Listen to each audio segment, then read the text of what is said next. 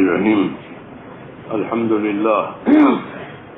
لله نحمده ونستعينه ونستغفره ونؤمن به ونتوكل عليه ونعوذ بالله من شرور أنفسنا ومن سيئات أعمالنا. من يهده الله فلا مضل له ومن يضلله فلا هادي له. ونشهد أن لا إله إلا الله وحده لا شريك له ونشهد أن سيدنا ومولانا محمدا عبده ورسوله صلى الله تعالى عليه وعلى آله وصحبه وبارك وسلم تسليما كثيرا كثيرا. أما بعد فأعوذ بالله من الشيطان الرجيم. بسم الله الرحمن الرحيم. إن الذين قالوا ربنا الله ثم استقاموا تتنزل عليهم الملائكة ألا تخافوا ولا تحزنوا وابشروا بالجنة التي كنتم توعدون. نحن أولياؤكم في الحياة الدنيا وفي الآخرة ولكم فيها ما تشتهي أنفسكم ولكم فيها ما تدعون نزلا من غفور رحيم. ومن أحسن قولا ممن دعا إلى الله وعمل صالحا وقال إنني من المسلمين. صدق الله العظيم. بزرگوں اور پیارے بھائیوں، حدیث پاک میں یوں ہے کہ احرص علی ما ينفعك واستعن بالله ولا تعجل، کہ جو چیز تیرے نفع کی ہو اس کا تو حریص بن. جیسے دنیا میں آدمی مال کا حریص بنتا ہے، اس کی بات نہیں ہو رہی ہے، وہ تو سکھانی نہیں پڑتی، وہ تو ہر آدمی حریص ہے. یہاں بات ہو رہی ہے آخرت کی اور دین کی. دین کی بات کے لیے یہ رہبری ہو رہی ہے کہ احرص علی ما ينفعك، جو چیز تجھے نفع دینے والی ہے اس کا تو حریص بن، اس کا تو لالچی بن، اس کا تو شوقین بن، اور عاجز اور سست مت بن. ولا تعجز، تو سست مت بن بلکہ اس کا حریص بن، اس کے حاصل کرنے کی کوشش کر. یہ ہدایت ہے اللہ کے نبی صلی اللہ علیہ وسلم کی طرف سے کہ تیرے نفع کی چیز اس کا حریص بن. تو نفع کی چیزوں میں دو چیزیں ہیں، ایک دنیا کا اسباب ہے، وہ دنیا کے لحاظ سے ہے، اور ایک اعمال ہے، وہ آخرت کے لحاظ سے. ایک دنیا کا اسباب ہے.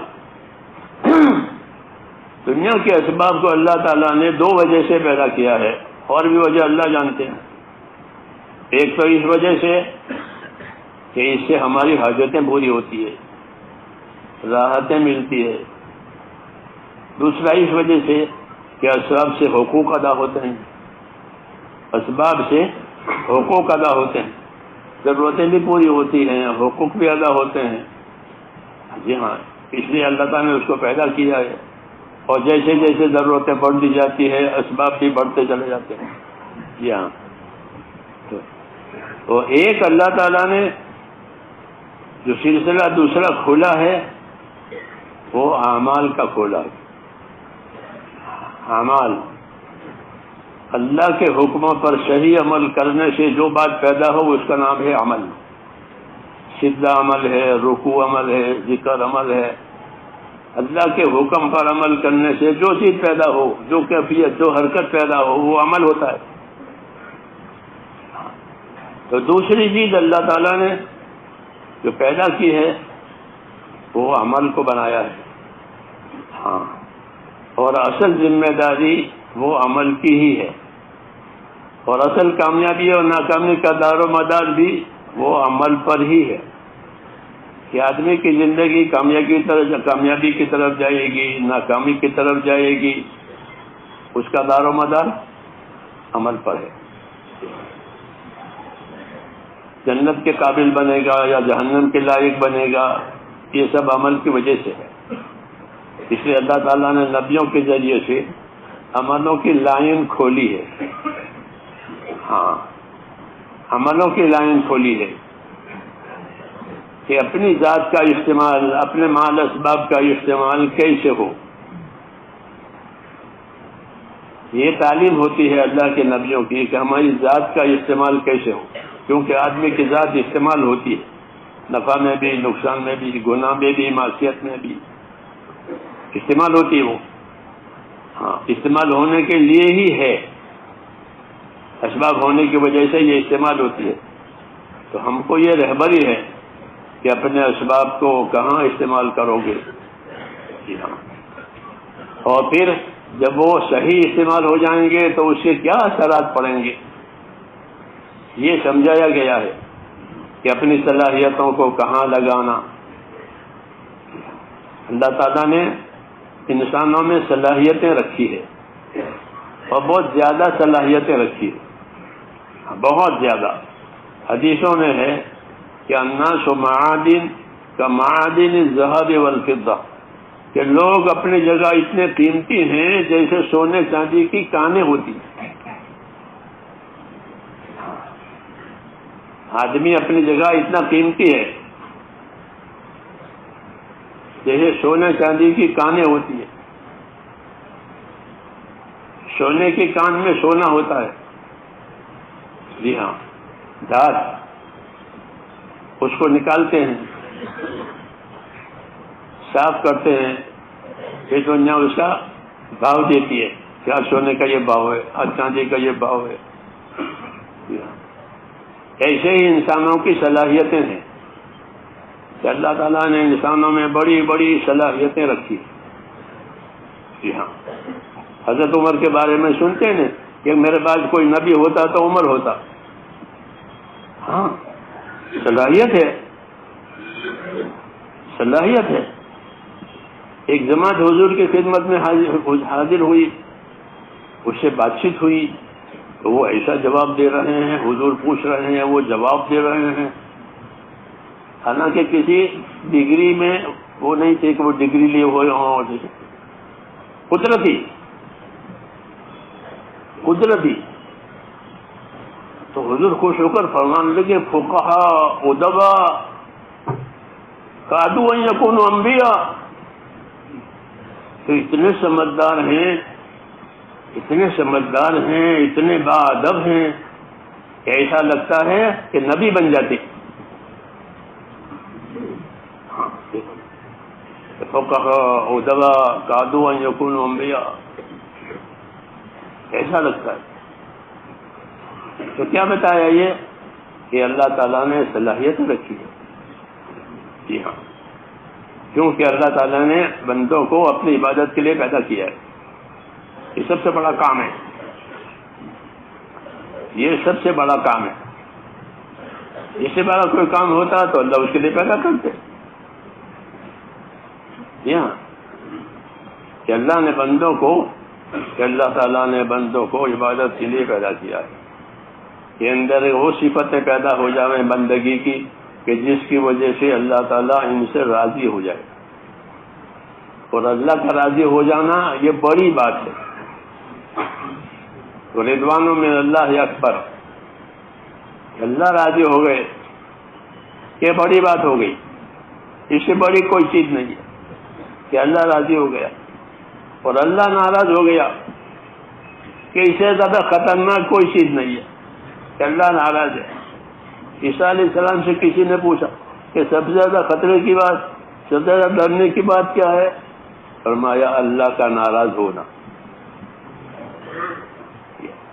یہ سب سے زیادہ ڈرنے کی بات، سب سے زیادہ خطرے کی بات کہ اللہ ناراض ہے. تو آدمی ان دونوں باتوں کا ذمہ دار ہے کہ یا تو اللہ تعالیٰ کو راضی کرے گا یا اللہ کو ناراض کرے گا. کسی ایک لائن پر جائے گا. اس لیے دنیا کی زندگی میں اپنی صلاحیتوں کی حفاظت کرنے کا حکم ہے کہ اپنی صلاحیتوں کی حفاظت کرو. جو صلاحیتیں، جو خوبیاں اللہ تعالیٰ نے دی ہیں ان کی حفاظت کرو. حضرت عمر رضی اللہ تعالیٰ عنہ اللہ کے راستے میں جانے والوں سے خاص طور سے یہ فرماتے تھے کہ تم لوگ خیر کے کاموں کے عادی بنو. ٹھیک ہے کہ تم لوگ خیر کے کاموں کے عادی بنو. آدمی خیر کے کاموں کا عادی بن جائے گا تو خیر اس کے لیے آسان ہو جائے گی عادی بننے کی وجہ سے. السلام علیکم ورحمۃ اللہ وبرکاتہ. دوستو، حضرت مولانا ابراہیم صاحب دیولہ دامت برکاتہم عالیہ فیض الہی مرکز میں آل انڈیا مشورے میں یہ بیان فرمایا ہے اور بہت بہترین خطاب فرمایا. اللہ تعالیٰ حضرت کی عمر کو دراز فرمائے اور شرور الفتن سے حفاظت فرمائے. حضرت کو صحت عطا فرمائے کہ جس کام کو لے کر کے چلے ہیں، امت کا اتنا بڑا کام ہے، اللہ تعالیٰ جو ہے دن دوگنی رات چگنی ترقیات سے مالا مال فرمائے. السلام علیکم ورحمۃ اللہ. اور عادی اس وقت بنے گا جب اس کو بار بار کرے گا. یہ بار بار کرو، فرماتے بار بار اللہ کے راستے میں نکلو، بار بار اللہ کے راستے میں نکلو. فرماتے کہ بار بار اللہ کے راستے میں نکلو اور اتنا نکلو کہ دنیا کی پیاری سے پیاری چیز تمہیں اپنی طرف کھینچ نہ سکے. یہ معیار، یہ معیار. ہاں، یہ بار بار نکلو کہ دنیا کی پیاری سے پیاری چیز تمہیں اپنی طرف کھینچ نہ سکے. کیونکہ خروج یہ کوئی بذات مخصوص چیز نہیں ہے. آدمی کتنے دن باہر رہے گا؟ 10 سال باہر رہے گا، کتنے باہر رہے گا؟ رہ نہیں سکتا باہر. جی ہاں، محدود ہے. تو وہ ایک دوا کے طور پر ہے، علاج کے طور پر ہے. تو وہ علاج یہ بات کہے کہ تم ایسے نکلو کہ دنیا کی کوئی پیاری چیز تمہیں اپنی طرف کھینچ نہ سکے، بلکہ کوئی چیز کھینچے تو وہ دین کھینچے، کہ دین کے ساتھ تعلق پیدا ہو جائے، دین کے ساتھ تعلق پیدا ہو جائے. مثلاً دعا میں روزانہ ساتھی مانگتے اللہم حبب الینا الایمان، روزانہ سے اے اللہ ایمان کی محبت عطا فرما. جیسے سامان کی محبت ہوتی ہے، چیزوں کی محبت ہوتی ہے، یہ مثلاً دعا ہے. اللہم حبب الینا الایمان، اے اللہ ایمان کی محبت ہمارے دلوں میں پیدا کر دے اور ایمان کو ہمارے دلوں میں مزین کر دے. ہاں، زینت ترقی کا ذریعہ ہے. زینت جو ہے وہ ترقی کا ذریعہ ہے. اللہ نے دنیا کو زینت دی ہے تو دنیا روز روز ترقی کرتی ہے. کہ ایمان میں زینت دے دے تاکہ ایمان ترقی کرے. یہ سب سے بڑی ذمہ داری ہے ہماری یعنی اللہ کے بندوں کی کہ ہمارے ایمانوں میں طاقت پیدا ہو جائے، ہمارے ایمانوں میں قوت پیدا ہو جائے. کہ ایمان کی قوت سے کیا فائدہ ہوگا؟ کہ ایمان کی قوت سے یہ فائدہ ہوگا کہ حرام سے بچنے کی طاقت پیدا ہوگی. جب ایمان میں طاقت آئے گی تو آدمی حرام سے رک جائے گا، اور ایمان میں کمزوری ہوتی ہے تو حرام میں پھنس جائے گا. یہ بات ہے. اس لیے اس وقت تک چیزیں حرام نہیں ہوئی جب تک ایمان میں قوت نہیں آئی. ہاں، کیونکہ حرام کر دے اور حرام سے بچنے کی طاقت نہیں ہے. لوگ شراب پی کر نماز پڑھنے آتے تھے. جی ہاں، کیوں کہ شراب حرام نہیں ہوئی تھی، پیتے تھے تو کہا بھائی پی کر کے مت آؤ. یہ ہوگا لا تقربوا الصلاۃ وانتم سکارا، تم پر نشے کی کیفیت ہو تو نماز میں نہ آؤ. سمجھ کیسے پڑھو گے؟ یہ نہیں کہا شراب مت پیو، بلکہ کہا شراب پیو ہو تو نماز میں وہی مت آؤ. کیوں کہ ابھی بچنے کی طاقت نہیں پیدا ہوئی ہے. حکم آئے گا اور نہیں بچیں گے تو حکم توڑیں گے. ابھی تو حکم چھوٹ رہا ہے، اس بعد حکم توڑا بھی جائے گا. قانون کو توڑنا بہت سخت جرم ہے. کوئی چیز قانون بنے اسے توڑے تو وہ سخت ہے. اس لیے نہیں جا کر پی کر مت آؤ.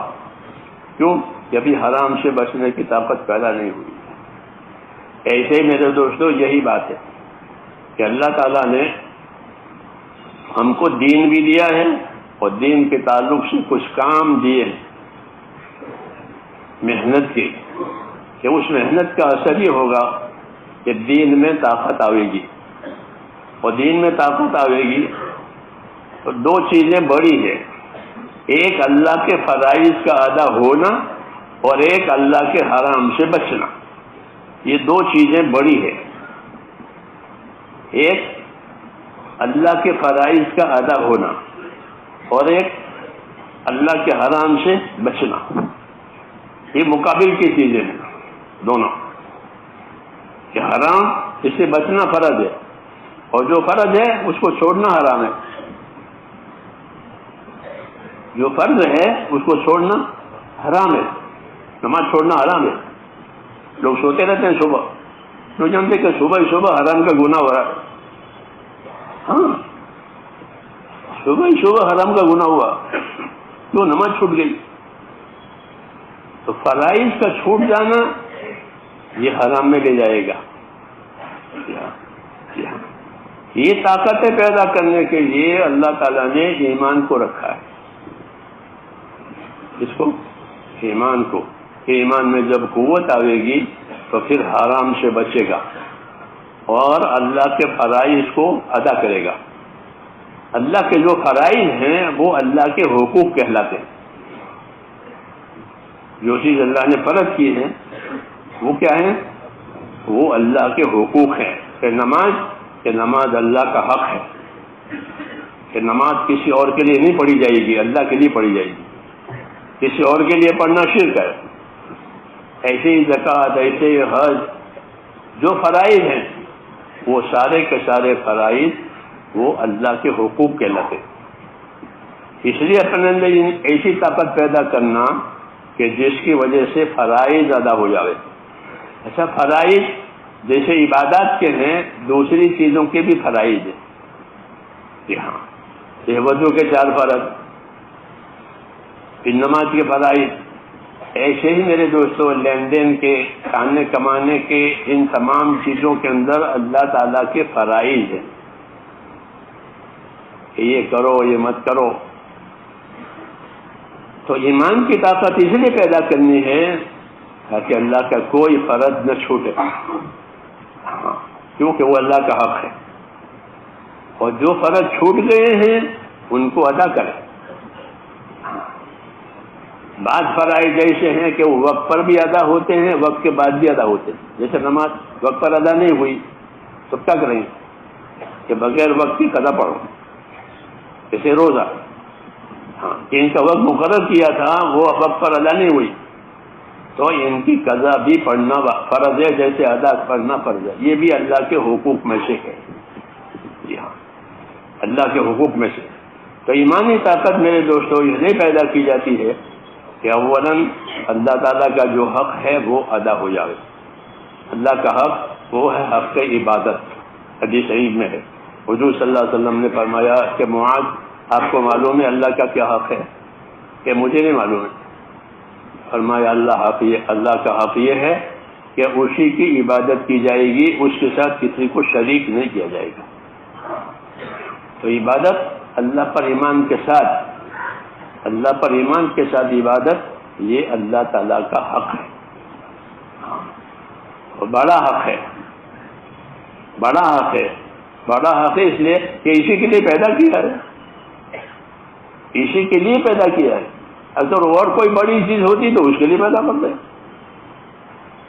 اس لیے زندگی اللہ تعالیٰ کی عبادت والی بنانی یہ سب سے بڑا کام ہے،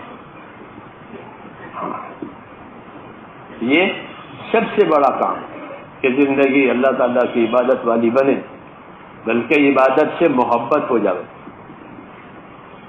کیا ہو جاوے؟ عبادت سے محبت ہو جاوے، عبادت سے تعلق ہو جاوے۔ جیسے حضور فرماتے میرے آنکھوں کی ٹھنڈک نماز میں ہے۔ آنکھوں کی ٹھنڈک محبت کی علامت ہے، بچوں کو دیکھ کر آنکھیں ٹھنڈی ہو جاتی ہے، جی ہاں ہوتا ہی نہیں ہوتا، محبت کی بات ہے۔ تو یہ بھی ہے کہ اللہ تعالیٰ نے جو کام ہم کو دیا ہے اس کی تاثیرات میں سے یہ ہے کہ اللہ کی عبادت سے محبت ہو جاتی ہے۔ ہاں اس اعتبار سے اپنے آپ کو دیکھنا چاہیے کہ ہمارے اندر عبادت کی عظمت، عبادت کی محبت کتنی پیدا ہوئی؟ یا ابھی بوجھ ہے؟ ہوتا ہے نہیں بوجھ؟ تو یہ دیکھنا ہے کہ عبادت کی محبت پیدا ہوئی یا عبادت ابھی بوجھ بن رہی ہے. ہاں اس لیے میرے دوستو اگر عبادت بوجھ بن رہی ہے تو بوجھ ہونا اس کا صحیح ہے. کیوں صحیح ہے؟ کہ عبادت حق ہے، سچی چیز ہے. جو چیز حق ہوتی ہے، سچی چیز ہوتی ہے، وہ بوجھ ہوتی ہے. جو باطل ہوتی ہے اس کا بوجھ نہیں ہوتا. جو چیز باطل ہو بوگس ہو اس کا کوئی بوجھ نہیں ہوتا، وہ ہلکی ہوتی ہے. باطل ہلکا ہوتا ہے. صحابہ کے مواعظ میں لکھا ہوا ہے کہ باطل ہلکا ہوتا ہے اور حق بھاری ہوتا ہے. بھاری ہوتا ہے نفس پر. تو اس کا بھاری ہونا یہ اس سے حق ہونے کی علامت ہے. کہ فجر کی نماز بھاری ہے، عشاء کی نماز بھاری ہے، منافقوں پر ہے نا حدیث میں کہ منافقوں پر فجر اور عشاء بھاری ہے. کیوں؟ ان میں ایمان نہیں ہے اور یہ آرام کا وقت ہے، کھانے پینے کا وقت ہے عشاء اور فجر. جی ہاں، تو وہ ان پر بھاری ہے ایمان نہ ہونے کی وجہ سے. اور جیسے یہ بھاری ہے تو فجر کا اور عشاء کا ثواب باقی نمازوں سے زیادہ ہے. کہ عشاء کی نماز جماعت سے پڑھی پھر فجر کی نماز جماعت سے پڑھی تو کیا ملے گا؟ بولو. کہ پوری رات عبادت میں کھڑا ہونے کا ثواب ملے گا. ہاں یہ بتایا گیا ہے کہ عشاء پڑھی پھر فجر پڑھی جماعت سے تو گویا پوری رات قیام کیا ہے عبادت میں. ہاں یہ بھاری ہے. تو جو چیز جتنی اپنے اندر حقانیت رکھتی ہے اتنی وہ چیز بھاری ہوتی ہے آدمی کے نفس پر. کہ نفس اسے بھاگتا ہے، جان بچاتا ہے. اس لیے محنت دی گئی، مجاہدہ دیا گیا، دعوت دی گئی تاکہ جو چیز نفع دینے والی ہو اس کا حرص کرو. حدیث میں کہ حدیث علامہ ینفعک واستعین باللہ کہ جو چیز تیرے نفع کی ہے تو اس کا حریص بن، تو اس کا لالچی بن، تو اس کا شوقین بن. اور کوئی رکاوٹ آئے تو اللہ سے مدد مانگ تاکہ تیرے نفع کی چیز تو اس کو مل جائے. یہ تعلیم دی ہے. ہاں ایمان کا یہی تقاضا ہے. جو ایمان اللہ تعالیٰ نے ہم کو دیا ہے اس کا یہی تقاضا ہے کہ جو چیز ہماری نفع کی ہے، ہماری آخرت کی ہے، اس کے ہم حریص بن جائیں. اس لیے میرے تو نبیوں کی محنت کا ایک اثر یہ ہوتا ہے بھائی نبی والی محنت کہ اس کا اثر کیا ہوتا ہے؟ کہ اس کا ایک اثر یہ ہوتا ہے کہ دنیا کی طرف سے رغبتیں کم ہو جاتی ہے. کیا ہو جاتی ہے؟ کہ دنیا کی طرف سے رغبتیں کم ہو جاتی ہیں. کہ نبیوں کی دعوت، نبیوں کی محنت، ان کی عبادت، ان کا طریقہ کار، کہ ان کی طریقہ کار کا ایک اثر یہ ہوتا ہے کہ دنیا کی رغبت کم ہو جاتی ہے اور آخرت کی رغبت کہ بڑھ جاتی ہے. یہ ہوتا ہے کہ اس کام کے کیا اثرات ہیں؟ کہ اس کام کے اثرات یہ ہیں کہ دنیا کی رغبت کم ہوگی، آخرت کی رغبت کہ بڑھ جائے گی. صحابہ کرام یہ کہا کرتے تھے کہ انما ہممنا الآخرہ ولیست ہممنا الدنیا. کہ ہمارے عزائم، ہمارے ارادے کس چیز کے ہیں؟ کہ آخرت بنانے کے ہیں. کہ ہمارے ارادے، ہمارے عزائم، ہماری رغبتیں کہ وہ آخرت بنانے کی ہے.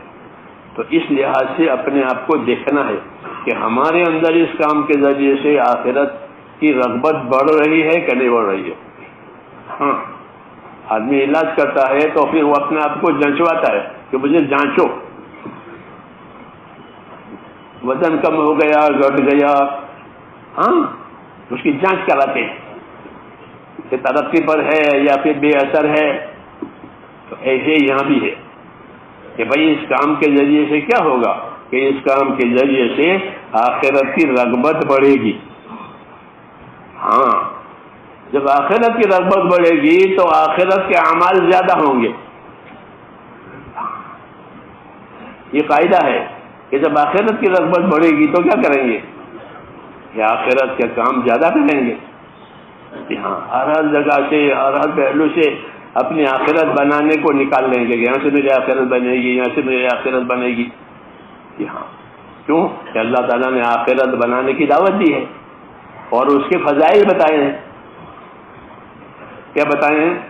اس کے فضائل بتائے ہیں کہ تم آخرت کا فلاں عمل کرو گے تو یہ ملے گا, فلاں عمل کرو گے تو یہ ملے گا. یہ کیوں کہ ان سے آخرت کے اعمال کرانے ہیں, خالی سنانا نہیں ہے, خالی پروگرام نہیں بنانے ہیں, بلکہ ان سے آخرت کے اعمال کرانے ہیں. اس لیے وہ حضرات فرماتے تھے کہ ہماری کیفیت یہ ہے کہ ہمامنا الآخرہ, کہ ہمارے عزائم ہمارے ارادے کیا بن گئے؟ آخرت والے بن گئے. کہ کسی صورت سے کسی پہلو سے اپنی آخرت بن جائے, آخرت فوت نہ ہو جائے. ہاں آخرت فوت نہ ہو جائے. اس لیے ان کی زندگی میں جو اثر آیا وہ یہ آیا کہ زندگی میں استقامت آ گئی. کیا آ گئی؟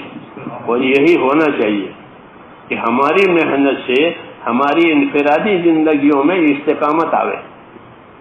جیسے اجتماعی زندگی سے نصرت ہوگی, جیسا ہم سب آپ مل کر کے نصرت کر رہے ہیں, تو اجتماعیت سے نصرت ثابت ہوگی. پھر اس نصرت کا اثر کیا ہوگا؟ کہ اس نصرت کا اثر یہ ہوگا کہ اپنی اپنی انفرادی زندگیوں میں ہمارے اندر استقامت پیدا ہوگی. تو یہ محنت دو رخی ہو گئی. ایک رخ اجتماعیت کے ساتھ, کہ اجتماعیت کا رخ یہ ہے کہ ایک ایک مسلمان اپنے دین کا مددگار بنے, جیسے اللہ تعالیٰ کا حکم ہے کہ یا ایھا الذین آمنوا کونوا انصار اللہ, کہ ایمان والو تم سارے کے سارے اللہ کے دین کے مددگار رہو. یہ حکم عام ہے کہ تم سارے کے سارے اللہ کے دین کے مددگار رہو, عام حکم. اور مددگار ہونے کا کیا مطلب ہے؟ مددگار ہونے کا کیا مطلب ہے؟ تو بات یہ ہے کہ نصرت کا ایک ترجمہ ہوتا ہے مدد, جو عام ہے, وہ معلوم ہے سب کو. نصرت کے معنی کہ مدد. نصرت کا ایک معنی ہوتا ہے پانی دینا, عربی زبان میں. کیا دینا؟ پانی دینا. زمین کو پانی دو. ظاہر بات ہے کہ جو زمین کو پانی ملے گا تو زمین میں جو صلاحیت ہے وہ ظاہر ہوگی. زعفران کی زمین زعفران اگائے گی, ادرک کی زمین ادرک اگائے گی. ہاں باغ کی زمین میں باغ ہوگا, اناج کی زمین میں اناج ہوگا, کیونکہ پانی کو اللہ نے ایسا بنایا ہے کہ اس سے ہر چیز کو حیات ملتی ہے. یہ قرآن پاک میں ہے کہ وجعلنا من الماء کل شیء حی, کہ ہم نے پانی سے ہر چیز کو حیات دی ہے. تو پانی سے ہر چیز کو حیات ملتی ہے. ایسے ہی یہ نصرت ہے کہ نصرت کے معنی پانی دینا. تو جب نصرت کی جائے گی میرے دوستو, تب دین کا ہر جز زندہ ہو جائے گا. یہ مطلب ہے کہ اپنے دین کے مددگار بنو, اپنے دین کو پانی پہنچاؤ, تاکہ دین کا ہر عمل کہ وہ زندہ ہو جائے. کیونکہ ہمارا دین صرف عبادت پر موقوف نہیں ہے کہ بھائی عبادت ہو گئی, جیسے دوسرے مذہبوں میں کہ وہ اتوار کو اپنے ہفتے کے دن کو جاتے ہیں پھر ختم ہو گئی. تو ہمارا ایسا نہیں ہے. ہمارے ہاتھوں سر سے لے کر کے پاؤں تک اور جینے سے لے کر مرنے تک بہت ذمہ داریاں ہیں. جی ہاں, بہت ذمہ داریاں ہیں. ان ذمہ داریوں کی پورا کرنے کا نام دین ہے. ان ذمہ داریوں کے پورا ہونے کا نام کہ دین ہے. جو ذمہ داریاں اللہ تعالیٰ نے ڈالی ہے, انفرادی ہے, اجتماعی ہے, تو اس کا سیکھنا, اس کا سکھانا, اس کا زندگیوں میں لانا اور اس کی دعوت دینا, اس کے لیے راستہ بنانا, ماحول بنانا, یہ بھی ہمارا کام ہے. تو اس کے لیے راستہ بناؤ تاکہ لوگ آسانی سے چلیں۔ صحابہ کا ایک طبقہ وہ تھا پہلا کہ جنہوں نے کام کیا، تو ان کے کام کرنے کی وجہ سے بعد میں آنے والے طبقے کے لیے راستہ بن گیا اور وہ آسانی سے اوپر چل لیتے تھے۔ اس لیے اللہ تعالیٰ نے ان کے درمیان میں فرق مراتب کیا ہے کہ جو لوگ پہلے ہیں ان کا درجہ اونچا ہے، جو ان کے بعد والے ہیں وہ بھی صحابی ہیں لیکن وہ ان کے برابر نہیں ہے، ان میں دونوں میں فرق ہوگا کیونکہ انہوں نے راستہ بنایا۔ ہمارے ذمے بھی یہ دونوں باتیں ہیں کہ ہم راستہ بھی بنائیں گے اور خود بھی چلیں گے اور راستہ بھی بنائیں گے دوسروں کے لیے اور خود بھی چلیں گے۔ اس لیے میرے دوستو یہ قاعدے کی بات ہے کہ جتنی اجتماعیتیں ہوتی ہیں وہ اجتماعیتیں افراد کو بنانے کے لیے ہوتی ہے۔ ایک کلاس بنا کر تعلیم دی جاتی ہے، جی ہاں، اکیلے کو نہیں بلکہ ایک کلاس بنا 10-20 ایک جماعت بنائی، ایک کلاس بنائی اور ان کو تعلیم دی،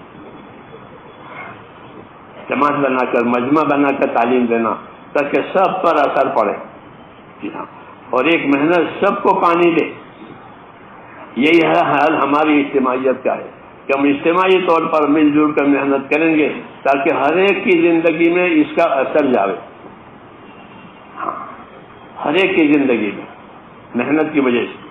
اس لیے محنت کے بعد یہ دیکھنا ہے کہ اپنی اپنی زندگیوں میں کیا اثر ہوا، نہیں تو ہم اپنے آپ کو بھول جائیں گے، اپنے آپ کو بھول کر کے کام کر رہے ہیں، بلکہ اجتماعی محنت جس طرح ہے اس طرح یہ بھی دیکھنا ہے کہ ہماری اجتماعی محنتوں سے ہمارے اندر کیا پیدا ہوا۔ جیسے کمپنی بنا کر تجارت کرتے ہیں تو ہر کمپنی کا ممبر مالدار بن جاتا ہے یا غریب بن جاتا ہے؟ مالدار بنے گا، کمپنی اس لیے بنائی تھی۔ کمپنی بنا کر کاروبار کرو کہ کمپنی کا ہر ممبر مالدار ہو جائے گا۔ ہمارا بھی یہ نقشہ ہے کہ جماعت کے ساتھ اجتماعیت کے ساتھ محنت کرو کہ ہمارا ہر آدمی دیندار بن جائے۔ ہاں، اس لیے اجتماعی محنتوں کے ساتھ ساتھ اپنی انفرادیت کو بھی دیکھنی ہے۔ جیسے وہ کمپنی میں دیکھتے ہیں مجھے اپنی ذاتی زندگی میں اس کاروبار سے کیا نفع ہوا، اگر نفع نہیں ہوتا تو وہ ہٹ جاتا ہے کہ بھائی اس میں میرا کوئی فائدہ نہیں، میں نہیں کرتا ہوں۔ ہاں، ایسے یہاں بھی ہے کہ ہماری اجتماعی محنت سے میری اپنی زندگی میں کیا پیدا ہوا، ہاں یہ دیکھنا پڑے گا، نہیں تو ہم اپنے آپ کو بھولے ہوئے ہیں، ماحول ہم کو چلا رہا ہے۔ یہ ہوگا کہ ماحول ہم کو چلا رہا ہے اور ہم اپنے آپ کو بھولے ہوئے ہیں، تو یہ بات صحیح نہیں ہے، بلکہ جتنی اجتماعیتیں ہوتی ہیں وہ انفرادیت کو سنبھالنے کے لیے ہوتی ہے۔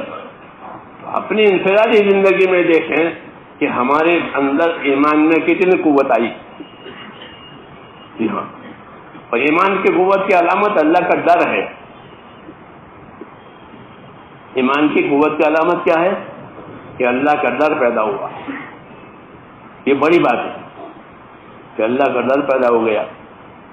حضور صلی اللہ علیہ وسلم فرماتے تھے انی لاخشاکم للہ واتقاکم، میں تم میں سب سے زیادہ اپنے اللہ سے ڈرنے والا ہوں۔ یہ بڑی بات ہے کہ میں تم میں سب سے زیادہ اپنے اللہ سے ڈرنے والا ہوں اور میں تم میں سب سے زیادہ اپنے اللہ کی ناراضگی سے بچنے والا ہوں۔ انی لاخشاکم واتقاکم للہ، یہ تعارف کرایا ہے، تعریف نہیں کی ہے۔ کیا کرایا؟ تعارف کرا کر کے رہبری کی ہے کہ ہر آدمی اپنی زندگی میں یہ دیکھے کہ اس کے اندر اللہ تعالیٰ کا ڈر کتنا پیدا ہوا۔ یہ ڈر ایسی چیز ہے جو ہر برائی سے بچائے گی۔ اللہ کا ڈر ہر برائی سے بچاوے، ہر خیر کی طرف لے جاوے۔ یہ ڈر میں یہ خاصیت ہے، اس لیے ڈر مانگا۔ حضور صلی اللہ علیہ وسلم کی دعاؤں میں ہے کہ یا اللہ مجھ کو اپنا ڈر عطا فرما۔ یہ سب چیزیں میرے دوستوں جاننے کی ہے، صرف خروج کو دین نہ سمجھو، نکل گئے آ گئے کہ یہ تو طریقہ یہ کار ہے۔ یہ کیا ہے کہ یہ تو طریقہ یہ کار ہے، تو طریقہ یہ کار تو اپنانا پڑے گا، لیکن طریقہ کار کے بعد مقصد کار حاصل ہوا ہے کہ نہیں ہوا ہے یہ دیکھنا پڑے گا۔ ایک ہوا ہے طریقہ کار اور ایک ہوتا ہے مقصد کار۔ تو طریقہ کار بدلتے رہتے ہیں۔ پہلے لوگ جانوروں سے کھیتی کرتے تھے، اب ٹریکٹروں سے کرتے ہیں، ہاں مشینوں سے کرتے ہیں، اب جانوروں کی ضرورت نہیں ہے۔ میرے گاؤں میں 2 بیل ہیں پورے گاؤں کی، ایک غریب آدمی اس کو 2 بیل ہے بس، باقی سب ٹریکٹر والے، سارے زمیندار ٹریکٹر لے کے بیٹھ گئے کہ کون جانور لاوے، چارہ لاوے، یہ لاوے۔ تو طریقہ کار بدلتا رہتا ہے، سمجھے نہیں؟ ہاں مقصد کار نہیں بدلتا، اس میں امتیاز کرنا ضروری ہے، نہیں تو طریقہ کار میں ہی الجھ جائیں گے۔ جی ہاں، سمجھ نہیں بات؟ طریقہ تو بدلیں گے۔ ہم سے پہلے زمانے میں طریقہ کار یہ تھا کہ لوگ اللہ کے نیک بندوں کے پاس جاتے تھے، ان کی صحبتوں میں رہتے تھے، ان کی خدمتوں میں وقت گزارتے تھے، ان کی نگرانی میں زندگی گزارتے تھے، اور ان کے ہاں اصول تھا کم کھانا، کم سونا، کم بولنا، کم لوگوں سے اختلاط کرنا، اور اللہ کی طرف، اللہ کے ذکر کی طرف زیادہ سے زیادہ توجہ دینا۔ یہ طریقہ کار تھا۔ ہمارے ساتھی کتابیں پڑھتے ہی نہیں ہیں، اس لیے بصیرت نہیں پیدا ہوتی۔ ان کو کتابیں پڑھنی چاہیے تاکہ اپنے کام کی بصیرت پیدا کریں، نہیں تو رسمی طور پر آ گئے نکل گئے، ایسا نہیں ہے۔ یہ بڑا کام ہے، اس کی بصیرت پیدا ہونی چاہیے۔ جی ہاں، تو وہ اس طرح تربیت کرتے تھے کہ کم کھانا، کم بولنا، کم سونا، کم لوگوں سے ملنا، اور زیادہ سے زیادہ ذکر میں، عبادت میں اپنے آپ کو منہمک کرنا، یہاں تک کہ نفس کے اندر ایک اطمینان آ جائے۔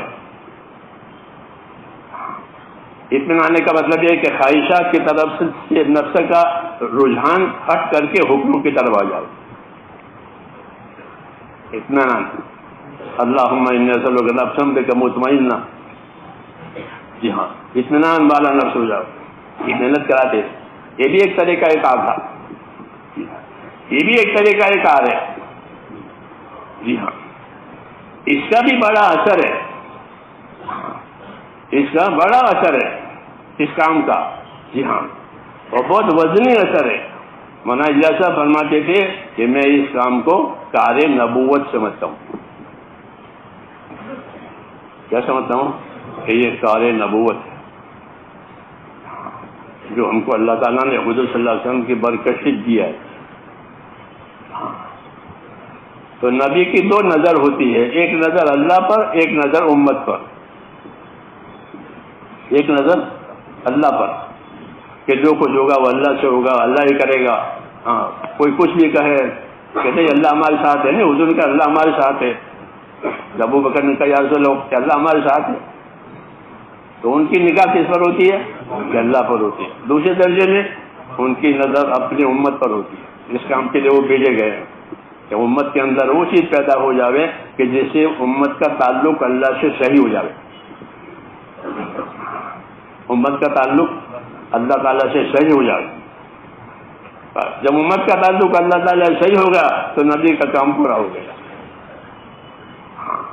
یہ ان کا کام ہوتا ہے۔ اس لیے نبی جو محنت کرتے ہیں وہ ایک تو یہ کرتے ہیں کہ اللہ سے صحیح تعلق پیدا ہو جائے، ہاں صحیح تعلق پیدا ہو جائے، صحیح یقین پیدا ہو جائے، اور اللہ تعالیٰ کا ایسا خوف پیدا ہو جائے کہ وہ خوف ان کو ہر منع کی ہوئی چیز پر جانے نہ دے۔ یہ چیز اللہ نے منع کی کہ ہم نہیں جائیں گے، ایمان میں طاقت آئی کہ جتنی منع کی ہوئی چیزیں اب اس میں نہیں جائیں گے، اور جتنی چیزیں اللہ تعالیٰ نے لازم کی ہے کہ وہ فوت نہیں ہوگی، وہ فوت نہیں ہوگی، وہ ادا ہوگی. یہ ایمانی طاقت کی تاثیر ہے. اس لیے ہمارا پہلا نمبر. دوستو ویڈیو آپ کو کیسی لگی کامنٹ سیکشن میں ضرور بتائیں، اور ویڈیو اچھی لگے تو پلیز لائک کریں، کمنٹ کریں اور سبسکرائب ضرور کریں. السلام علیکم. پہلا نمبر لا الہ الا اللہ، اللہ کا تعلق. کہ اللہ کا تعلق ایسا پیدا کرو کہ جو تمہیں اللہ کے فرائض پر کھڑا کرے، اللہ کے حرام سے بچائے اور اللہ کے دین کے تقاضوں پر چلائے. یہ حق ہے اس کا، کہ کلمے کا. یہ کلمہ کہ اس کا حق یہ ہے کہ کلمے کے تعلق سے اپنے آپ کو ایسا استعمال کرو کہ اللہ کے فرائض ادا کراوے. اللہ کے فرائض میں یہی فرائض، نماز، روزہ، زکوٰۃ، حج، یہ فرائض ہے. یہی اسلام ہے. اسلام کی بنیاد اسی پر ہے. ہاں، کہ اللہ کے فرائض ادا ہو جائیں. نماز، زکوٰۃ، روزہ، حج، یہ عبادت کے لائن کے فرائض ہیں. اسلام میں عبادت ان 4 طریقوں سے ہوتی ہے، نماز سے، روزے سے، زکوٰۃ سے، حج سے. اور ان میں قرآن شریف کی تلاوت اور ذکر ہوتا ہے، وہ بھی عبادت میں ذکر. جی ہاں، یہ عبادت کے فرائض ہے. تو پہلی ذمہ داری ہماری، میرے دوستوں، اس دعوت کے ذریعے یہ آتی ہے کہ ہمارے یہ فرائض صحیح ادا ہو جائیں. ہاں، یہ فرائض صحیح ادا ہو جائیں، ہماری نمازیں سنت کے مطابق ہو جائیں. کیسے ہو جائیں؟ علم و ذکر کا یہ مطلب ہے. تو تیسرا نمبر ہے نا علم و ذکر، تو وہ کس کے لیے؟ گننے کے لیے. پہلا کلمہ، دوسرا نماز. یہ تو بچوں کی بات ہے، یہ گننے کے لیے نہیں ہے، بلکہ زندگی کو علم و ذکر پر لانا ایسا ہے جیسے ریل کو پٹڑی پر لانا. ہاں، ریل پٹڑی پر نہیں ہے تو دیر ہو جائے گی، دیر ہو جائے گی، نہیں چلے گی. ہاں، اور پٹری پر ہو تو پھر میلوں کا سفر گھنٹوں میں کرے گی. کیوں؟ وہ اپنی پٹری پر آ گئی. اس لیے علم و ذکر کا مطلب یہ ہے کہ ہماری زندگی کی گاڑی اس پر آوے. کس پر آوے؟ علم و ذکر پر آوے. ہاں، یہ بات بہت ضروری ہے. علم و ذکر کے بغیر دین نہیں ہے. امام غزالی فرماتے ہیں دین میں تو 2 ہی چیزیں ہیں، ایک ایمان ہے، ایک علم ہے. دین میں کیا ہے؟ ایک ایمان اور ایک علم. ایمان کے ذریعے سے اللہ کو پہچانو، پھر اللہ کو پہچانو تو پھر اللہ کے کیا کیا حقوق ہیں اس کو سیکھنے کے لیے علم سیکھو. پھر اللہ کیا کہنا چاہتے ہیں وہ علم ہے کہ اس کو سیکھو. یہ 2 ہی چیزیں ہیں. تو علم و ذکر جو ہے وہ ہماری زندگی کی اصلی چیز ہے. کہ اللہ کا حق پہچاننے کے لیے بھی علم ہے، آپس کے حقوق پہچاننے کے لیے بھی علم ہے. کہ آپس کے کیا حقوق ہے، کہ اللہ کا کیا حق ہے. کہ اللہ کا حق یہ ہے کہ اخلاص کے ساتھ اس کی عبادت کی جائے گی، یہ اللہ کا حق ہے. حضرت معاذ بن جبل نے فرمایا کہ اللہ کا حق یہ ہے کہ اخلاص کے ساتھ اس کی عبادت کی جائے گی، یہ اللہ تعالیٰ کا حق ہے. ہاں، اخلاص نہیں ہے تو کہ وہ عبادت کا حق ادا نہیں ہوا. اخلاص کے ساتھ اللہ کی عبادت، یہ اللہ تعالیٰ کا حق ہے.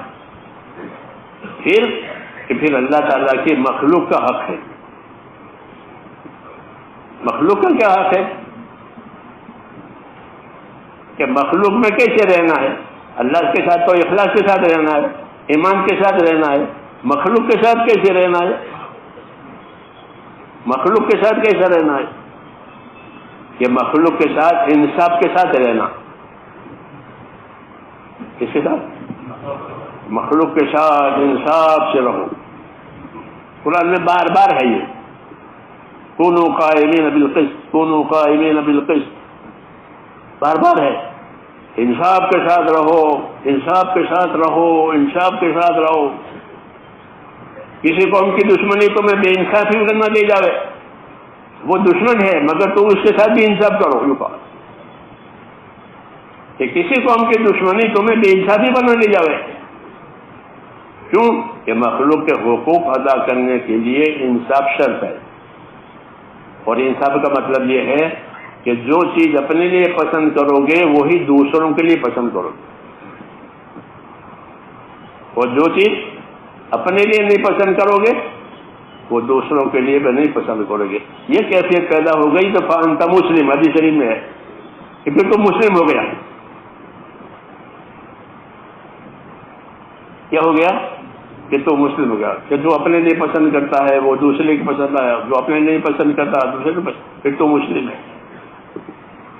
اسلام کا معیار یہ بتایا۔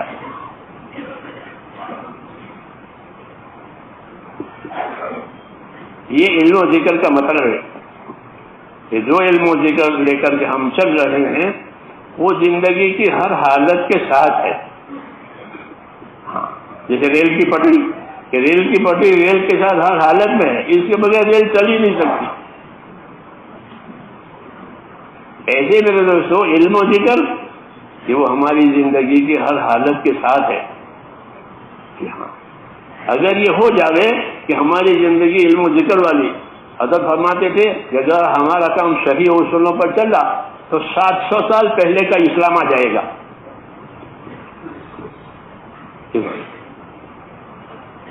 700 سال پہلے جو مسلمانوں کی زندگی تھی وہ آ جائے گی۔ ایسی بڑی بڑی امیدیں دلاتے تھے، بچے پھسلانے کی بات نہیں ہے۔ مولانا الیاس صاحب کے بارے میں یہ بات کہی جائے، جو بات وہ کہتے تھے وہ بالکل ایسی ہوتی تھی جیسے نبی کی ہوتی، بس نبی نہیں تھے بس، ہاں ایسا ان کے منہ سے کوئی بات نہیں تھی۔ یہ میں نے ان پرانوں ساتھیوں سے کہ جو بات کہتے تھے وہ بالکل 2 4 کی طرح پکی۔ جی ہاں، ایسی پکی بات کہتے تھے۔ جی ہاں، تو یہ فرماتے تھے کہ اگر یہ کام صحیح رخ پر چلا تو 700 سال پہلے کا اسلام آئے گا۔ 700 سال پہلے مسلمانوں کی جو زندگی تھی، ایمان والی، اعمال والی، اخلاق والی، اخلاص والی، وہ زندگی آئی۔ اتنی طاقت اس کام میں ہے، طاقت بتانی ہے۔ جیسے زمینوں میں طاقت ہے نا، ادرک اگاتی ہے، زعفران اگاتی ہے، ایسی طاقت ہے، ایسے ہی کہتے ہیں اس محنت میں یہ طاقت ہے۔ ہاں، اس لیے میرے دوستو اس کو اس بات سے بچانا ہے کہ یہ رواج نہ بنے۔ کیا نہ بنے؟ ایک رواج بن گیا، ایک پروگرام بن گیا، یہ حجاب ہو جائے گا۔ ہاں، کوئی چیز رواج بنی، کوئی چیز پروگرام بنی تو وہ حجاب ہو جاتی ہے حقیقت تک پہنچنے میں۔ ہاں ہاں، یہی بات ہے کہ وہ حجاب بن گئی کہ یہ کر لیا، ہو گیا۔ ایسا نہیں ہے، بلکہ اپنے کام کو، دین کے اس کام کو ایک تو علم و ذکر کی روشنی میں کرنا ہے۔ کیا کرنا ہے کہ اس کے بارے میں کیا علم دیا گیا ہے، اور جو علم دیا گیا اس سے عمل کرنے کا کیا طریقہ دیا گیا ہے۔ جی ہاں، آدمی کی حالت ہوتی ہے نہیں، آدمی راحت میں بھی ہوتا ہے، مصیبت میں بھی ہوتا ہے، معصیت میں بھی ہوتا ہے، اطاعت میں بھی ہوتا ہے۔ یہ 4 حالتیں ہوتی ہیں آدمی کی، 4 حالتیں ہوتی ہیں۔ راحت میں ہوگا یا مصیبت میں ہوگا، اطاعت میں ہوگا، تابعداری میں ہوگا، یا گنہگاری میں ہوگا۔ 4 حالتوں سے کوئی حالت خالی نہیں ہوتی۔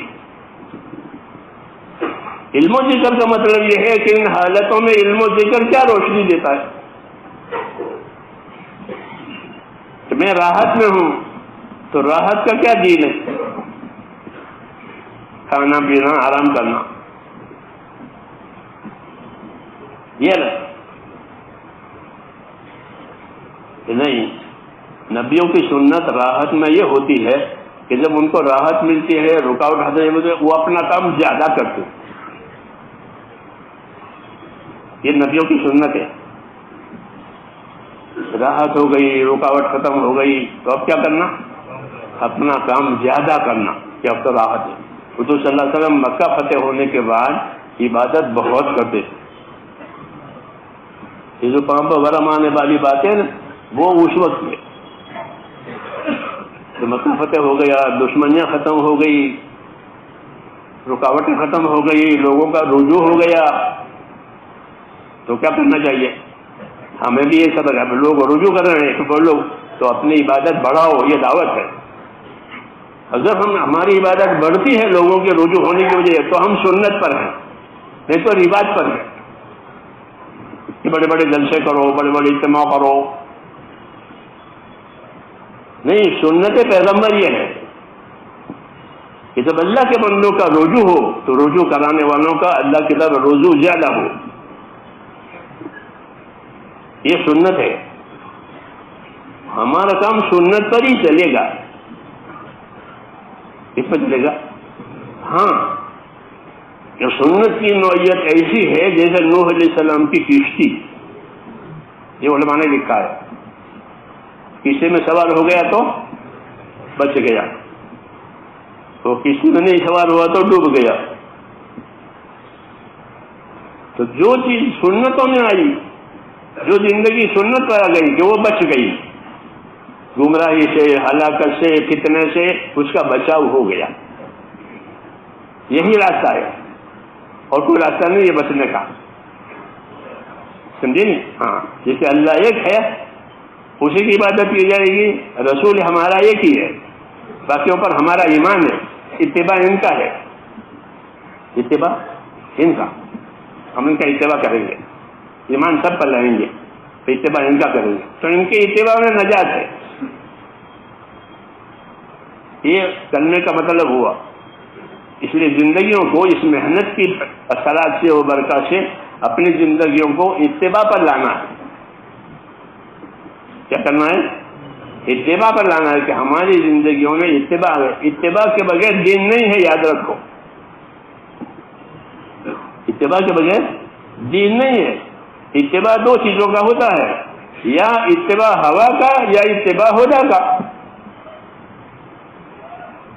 یا اتباع ہوا کا یا اپنی خواہشات کا، یا تو انسان اپنی خواہش کی اتباع کرے گا، یا خواہشات سے بچائے گئے تو حق کی اتباع کرے گا۔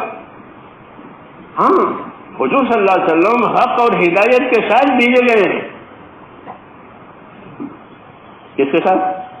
هو الذی ارسل رسولہ بالہدی ودین الحق، کہ اللہ وہ پروردگار ہے جس نے اپنے رسول کو بھیجا ہے، کس کے ساتھ؟ کہ بالہدی ودین الحق۔ ہدا و دین الحق کا مطلب یہ ہے کہ صحیح عقائد کی تعلیم دینے کے لیے اور صحیح اعمال کی تعلیم دینے کے لیے بھیجا ہے، یہ مطلب ہے اس کا۔ هو الذی ارسل رسولہ بالہدی ودین الحق، کہ اللہ نے اپنے نبی کو ہدا اور حق کے ساتھ بھیجا، یعنی صحیح عقائد کے ساتھ بھیجا، کہ اللہ کو کیسا ماننا، رسول کو کیسا ماننا، آخرت کو کیسا ماننا، قبر قیامت کو کیسا ماننا، یہ عقائد کہلاتے ہیں، جو غیب میں ہے، ہمارے سامنے نہیں ہے، ان کو کیسے ماننا، وہ عقائد کہلاتے ہیں۔ اور پھر ان کو مان کر اپنی جان مان کو کیسے استعمال کرنا، ان کو عمل کہتے ہیں۔ کیا کہتے ہیں؟ ان کو عمل کہتے ہیں۔ تو اللہ نے اپنے رسول کو اس لیے بھیجا ہے، تو هو الذی ارسل رسولہ بالہدی ودین الحق، کہ اللہ نے اپنے نبی کو صحیح عقائد کی تعلیم دینے کے لیے، صحیح اعمال کی تعلیم دینے کے لیے بھیجا ہے۔ اسے نبی کی اتباع کے بغیر یہ دونوں چیزیں حاصل نہیں ہوگی۔ اس لیے ہر دعوت کا، ہر تعلیم کا یہی مقصد ہے کہ زندگی میں اتباع آ جائے۔ کیا آ جائے؟ اتباع آ جائے، کہ ہم کو ہمارے نبی نے یہ راستہ دکھایا ہے، ہم کو نبی نے اس راستے سے بچایا ہے۔ وہ یہی تقاضا علم و ذکر کا ہے، ورنہ علم و ذکر کا کیا استعمال ہے؟ جاتے ہیں آتے ہیں اللہ کے راستے میں، نہیں، جانا آنا علم و ذکر لے کر۔ ہاں جی ہاں، جانا آنا علم و ذکر لے کر جانا، علم و ذکر لے کے آنا. سب سے پہلا علم جو آسان ہے وہ لینا. وہ کیا کہ فضائل کا علم لو. کون سا علم لو؟ فضائل کا علم لو. یہ آسان ہے. انبیاء کرام پر ایک علم فضائل کا اترتا ہے، ایک علم مسائل کا اترتا ہے. ہر نبی کے ساتھ یہ معاملہ ہے کہ ان پر فضائل کا علم اترے گا کہ اپنی امت کو سمجھاؤ کہ فلاں عمل کرنے پر یہ ثواب ملے گا، فلاں عمل کی یہ برکت ہے، فلاں عمل کی یہ تاثیر ہے، اور یہ عمل چھوڑ دو گے تو یہ عذاب ہے، یہ مصیبت ہے، یہ آفت ہے. اس کو فضائل کہتے ہیں.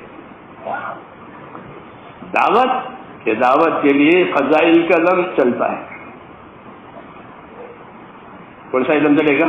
کسی آدمی کو دعوت دینے کے لیے آپ کس طریقے سے سمجھاؤ گے؟ اس کی فضائل تو بتاؤ گے. جو کام کرانا ہے اس کی فضائل بتاؤ گے کہ بھائی فلانا کام کرو گے تو آپ کو یہ ملے گا اور یہ ملے گا اور یہ ملے گا. جی ہاں، کہ اس سے اس کا ضمیر بیدار ہوگا. یہ تو میرے نفع کی بات ہے. تو فضائل کا علم جو ہے اس لیے نازل ہوا ہے کہ اندر بیداری آوے. کیا آوے؟ کہ اتنا بڑا نفع ہے، اتنا بڑا اجر ہے، اتنا بڑا ثواب ہے، اور نہ کرنے پر اتنا بڑا عذاب ہے. اس سے اندر کا ضمیر بیدار ہوتا ہے. عبداللہ ابن عمر رضی اللہ تعالیٰ عنہ نے ایک حدیث سنی ابو ہریرہ سے.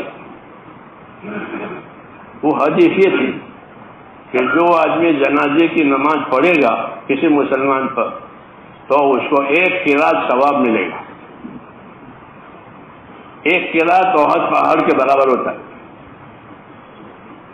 اور نماز جنازہ تو اس کے آخر تک رہے گا تو اس کو 2 قرات ثواب ملے گا. یہ ابو ہریرہ نے سنائی. تو عبداللہ ابن عمر رضی اللہ عنہ بڑے آدمی ہیں. بات مطلب ہے کہ عمل تو بہت آسان ہے اور اتنا بڑا ثواب. جیسے آج کل ایسی بہت سی کتابیں ہیں کہ ان میں یہ پڑھو گے تو 40 کروڑ نیکیاں ملے گی. میرے کمرے میں ایک کتاب ہے وہاں جمبوسر میں کچھ پیسہ ہے. ہاں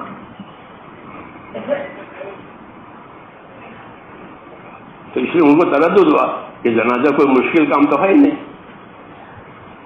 دفن میں رہنا کوئی مشکل اس پر اتنا بڑا ثواب. تو ابو ہریرہ کو ٹوکا انہوں نے. ابو ہریرہ کو ٹوکا کہ ابو ہریرہ سوچ کر بولو، بھول تو نہیں رہے ہو. تو ابو ہریرہ ناراض ہوئی. ابو ہریرہ ناراض ہوئے کہ میں ایسی بے پردگی اڑاتا ہوں.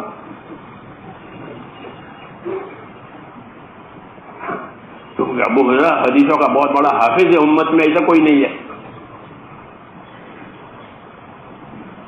جی ہاں، ایسا حافظ ہے. تو ناراض ہوئے کہ حدیث میں 1 قرات اور 2 قرات کی. تو ناراض ہو کر سیدھے گئے حضرت عائشہ کے پاس رضی اللہ عنہ. اللہ تعالیٰ ان کو جزائے خیر دے. پوچھا ام المومنین وہ جنازے کی قرات والی حدیث کیسی ہے؟ تو عائشہ رضی اللہ عنہ وہی بتائی جو ابو ہریرہ نے بتائی. ابن عمر نے دیکھ لیا. بات یہ تھی کہ کہا ان سے کہ آپ لوگ تو کاروباری ہو، آپ کی تو کاروبار ہے، بیوی بچے ہیں. ابو ہریرہ کا کچھ نہیں ہے. میں تو پڑھا رہتا ہوں تو حضور صلی اللہ علیہ وسلم کے پاس جو وحی آتی تھی اس کو یاد رکھتا تھا، جو کلام ہوتا تھا حدیث کا وہ یاد رکھتا تھا. میرا تو یہی کام تھا. اس لیے میں نے حدیث بیان کی قرات والی. ابن عمر نے اس کا اقرار کیا کہ بات تمہاری صحیح ہے، اور اپنے بارے میں یہ کہا کہ ہم نے بہت سی قراتیں برباد کی ہے.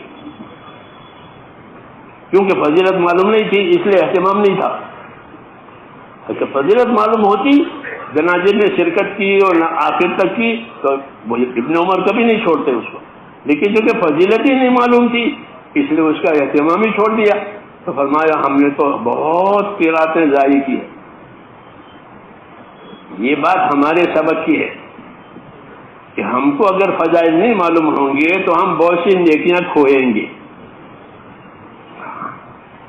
اس آڑ میں کہ ہم تو ہیں ہم تو ہیں ہم تو ہیں. اس کو قناعت کہتے ہیں کہ اپنے ہونے کو قناعت کر لیا کہ ٹھیک ہے ہم تو ہیں جماعت میں ہم تو ہیں جماعت میں. ایسا نہیں ہے. اللہ کے ہاں ذرے ذرے کا حساب ہے. جی ہاں ہونا کافی نہیں ہے کرنا ضروری ہے. حضرت فرماتے تھے کہ ہمارے دین میں ہونا کافی نہیں ہے کرنا ضروری ہے. کہ ہونا تو دنیا کے کاموں میں ہے ہونا دنیا کے کاموں میں ہے. جی ہاں تو دین کے کاموں میں تو دین کے کاموں میں ہونا کافی نہیں ہے کرنا ضروری ہے.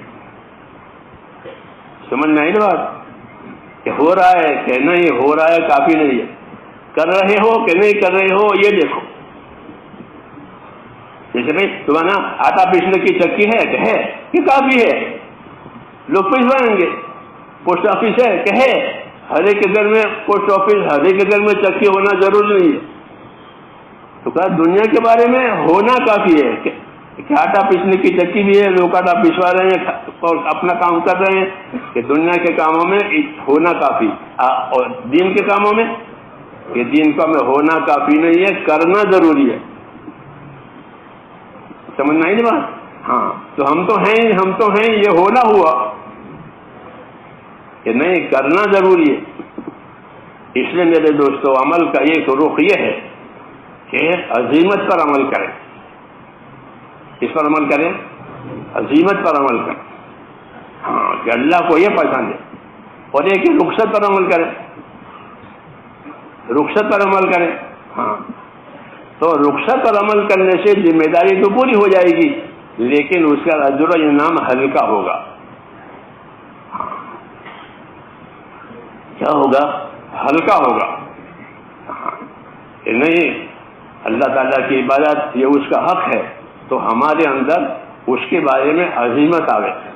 جی ہاں عزیمت آوے کہ زیادہ سے زیادہ اللہ تعالیٰ کو راضی کرنے کی کہ اپنے اندر ہمت پیدا کرنا ہے. کیونکہ انبیاء کرام کا یہی حوصلہ ہوتا تھا کہ وہ اللہ تعالیٰ کو زیادہ سے زیادہ راضی کرنے کی فکر میں رہتے. دوسرا امت کی زیادہ ہمدردی کرنے میں رہتے. یہ دو کام ان کے ہوتے تھے. اپنی امت کے ساتھ پوری ہمدردی چاہے امت مانے نہ مانے ستاوے جو کچھ کرے لیکن امت کے ساتھ ہمدردی. اور اللہ کے ساتھ کہ اللہ کے ساتھ یہ ہے کہ اللہ کا حق ہے اللہ کو تو ہر طرح سے راضی کرنا ہے. یہی ہمارا کام ہے میرے دوستو کہ امت کے ساتھ ہمدردی کی جائے گی. کیا کی جائے گی کہ امت کے ساتھ ہمدردی کی جائے گی کہ امت کا ایک ایک آدمی جو ہے اپنی زندگی کی ذمہ داری کو سمجھے. یہ مطلب ہے دعوت کا کہ امت کا ہر آدمی اپنی زندگی کی ذمہ داری کو سمجھے کہ میری زندگی کی کیا ذمہ داری ہے. کہ ذمہ داریوں کے پورا ہونے سے دین بنے گا. ذمہ داری پوری نہیں ہوگی تو دین کیسے بنے گا. اس لیے اپنی زندگی کی ذمہ داریوں کو سمجھنا ہے. اس میں سب سے پہلے اللہ تعالیٰ کے فرائض ہیں. کیا ہیں کہ جو چیزیں اللہ تعالیٰ نے ہم پر فرض کی ہے وہ پوری ادا ہو جائے. مثلا نماز ہے کہ نماز پوری ہو صحیح ادا ہو. کوئی نماز اپنے اوپر باقی نہ رہے. کوئی نماز اپنے اوپر باقی نہ رہے کہ میں بالغ ہونے کے بعد سے اب تک میرے ذمے کوئی نماز نہیں ہے ایسے بنے. یہ ضروری ہے چاہے کوئی اس مسئلے کو سمجھے نہ سمجھے. کیونکہ بہت سے ساتھی ایسے ہیں کہ انہوں نے پہلے نمازیں نہیں پڑھی ہے اور اب جماعت میں آ گئے ماشاءاللہ اب پڑھ رہے ہیں تو باقی نمازیں ان کے ذمے ہیں. وہ معاف نہیں ہوگی تبلیغ میں پھرنے سے. ہاں تبلیغ میں پھرنے سے وہ معاف نہیں ہوگی. وہ اس کی ادائیگی ضروری ہے. مولانا یوسف رحمۃ اللہ علیہ روانگی میں قضا نمازوں کی بھی رہبری کرتے تھے. پتہ نہیں آپ لوگ کرتے ہو نہیں کرتے میں نہیں جانتا. آپ تو روانگی ہمارے ذمہ آتی بھی نہیں اور کہتے ہیں ہاں حضرت فرماتے ہیں قضا نمازیں پڑھو جو تمہاری چھٹی ہوئی ہے جی ہاں، نوافل نہ پڑھے تو حساب نہیں ہوگا نوافل کا، لیکن اس کا حساب ہوگا. جی ہاں، تو اپنی قضا نمازیں، ہاں وہ بھی ایسی فرض ہے جیسے کہ اب عشاء کی نماز فرض ہوگی، ادا بھی فرض ہے، وہ بھی فرض. تو ہمارا یہ کام میرے دوستوں اپنی زندگی کا یہ ہے کہ ہمارے اوپر سے اللہ تعالیٰ کے فرائض ادا ہو جائیں. نماز ہو، پائی کی زکوٰۃ پائی کی، کیونکہ زکوٰۃ غریب کا حق نہیں ہے، اللہ کا حق ہے. زکوٰۃ غریب کا حق نہیں ہے، غریب کے بیچارے کا کیا حق ہمارے مال میں؟ تو زکوٰۃ غریب کا حق نہیں ہے، تو کس کا حق ہے؟ یہ اللہ کا حق ہے کہ تمہارے مال میں سے اللہ کہتے میرا اتنا حق ہے، وہ فلانے کو دے دو. تو اللہ کے کہنے سے ہم غریب کو دیتے ہیں. غریب کا ہم پر حق نہیں ہے، حق اللہ کا ہم پر ہے. پھر اللہ نے غریب کو وصول یابی کے لیے طے کر دیا. 8 قسم کے لوگ طے کیے اللہ تعالیٰ نے جن کو زکوٰۃ دی جائے گی. جی ہاں، ان کو دینا، ان کو دینا. قرآن شریف میں ہے کہ زکوٰۃ میری ہے، میرے لیے ہے، مگر ان کو 8 قسمیں ہیں وہ. اس لیے زکوٰۃ کے ساتھ زکوٰۃ کا علم ہونا چاہیے تو کام بنے گا. نماز کے ساتھ نماز کا علم. جی ہاں، قضا اور ادا ایسے زکوٰۃ. یہ نہیں سمجھنا کہ اللہ کے راستے میں جاتے ہیں اور وقت لگتا ہے، مال لگتا ہے، اللہ ضرور قبول فرمائے گا انشاءاللہ، لیکن یہ باقی رہے گا، یہ حق باقی رہے گا، یہ فرائض میں سے. تو ہماری کام کی ایک ترتیب ہے، ہمارے اوپر اللہ کا کوئی فرض باقی نہ رہے، فرائض کو ادا کر کے پھر اللہ کے دین کے لیے قربانی دیں. جیسے صحابہ کرام تراہم رکعا سجدا یبتغون فضلا من اللہ ورضوانا. صحابہ کے بعد کہ تم اصحاب محمد صلی اللہ علیہ وسلم کو دیکھو گے تو کس حال میں دیکھو گے؟ کہ رکوع کرنے والوں میں پاؤ گے، سجدہ کرنے والوں، یعنی کثرت سے عبادت کرنے والے، صرف فرائض نہیں، کثرت سے عبادت کرنے والے ان کو پاؤ گے. رکوع کرنے والوں میں پاؤ گے، سجدہ کرنے والوں میں پاؤ گے. ہاں، ان کی تعریف کی ہے کہ کیوں کہ کام کے ساتھ پھر عبادت، کہ عبادت بھی ان کی شہی ہے اور عبادت کا ان کو شوق ہے. کیا ہے؟ عبادت کا شوق ہے. میرا اللہ کو راضی کرنے کے لیے اللہ نے عبادت دی ہے. تو یہ چیز ہمارے اندر اس کام کے ساتھ آنی چاہیے کہ ہمیں عبادت کا شوق. یہ نہیں کہ ہم آسانیوں پر چلیں کہ ہم تو ہیں جماعت میں، 2 رکعت سنت 3 وتر پڑھ کے آ جاؤ. ہاں، ایک یہ عادت پڑی ہوئی تھی، میں نے یہاں ہمارے ساتھیوں نے ماشاء اللہ لی اس کو. جی بیٹھے کہ سنتیں پڑھو، نوافل پڑھو، پھر لوگوں کو جمع کرو. یہ کٹوتی کہاں سے آ گئی؟ ہاں، ہم تو اعمال کی دعوت دے رہے ہیں. کس کی دعوت دے رہے ہیں؟ کیونکہ سب مسلمان ہیں. تو دعوت کس کی ہوئی؟ صرف اعمال کو ہی ہے تو وہ مسلمان. تو جب اعمال کی دعوت دے تو ہم بھی اپنے اعمال پورے کریں. پھر ہمارے ان ساتھیوں نے 17 رکعت پڑھنا شروع کیا، ورنہ شہر کے نمازی 17 پڑھتے تھے، یہ 9 پڑھتے تھے.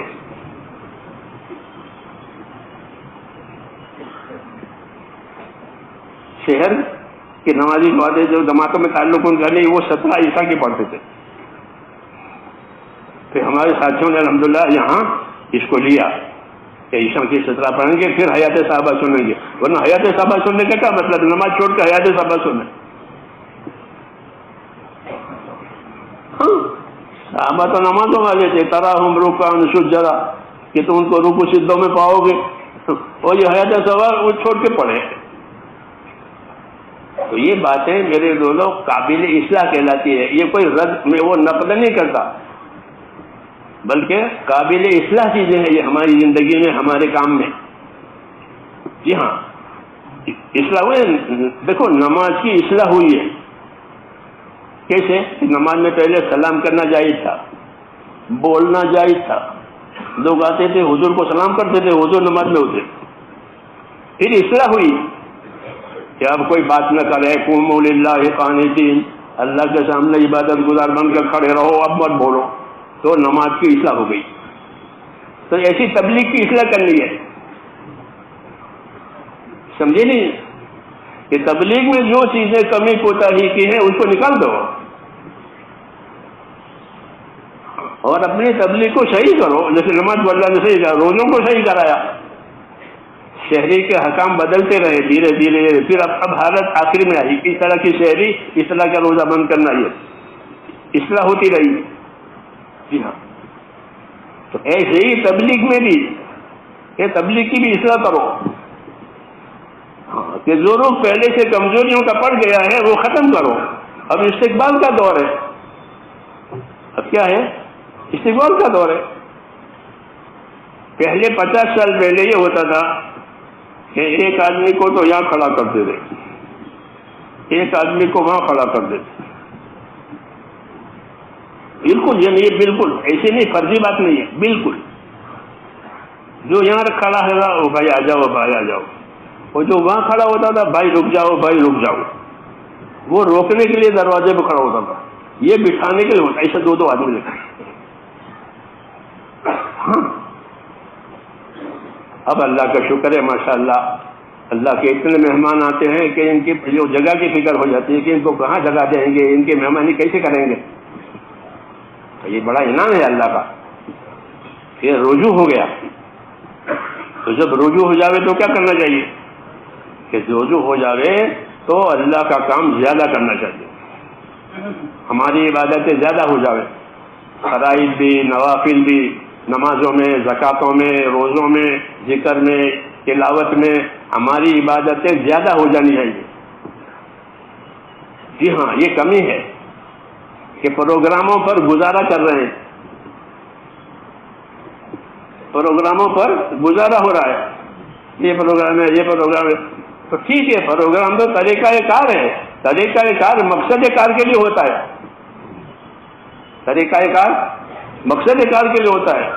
یہ قاعدہ ہے کہ جو بھی طریقہ کار ہوگا وہ مقصد کار کے لیے ہوگا۔ مثلا دواؤں کے علاج وغیرہ یہ طریقہ کار ہے، اور اصل مقصد تندرستی ہے، صحت بدن ہے، تو ساری کارروائیاں بدن کی تندرستی کے لیے کی جائے گی، انجیکشن لو، آپریشن لو، جو بھی لو، یہ تو طریقہ کار ہے، اصل تو تندرستی ہے۔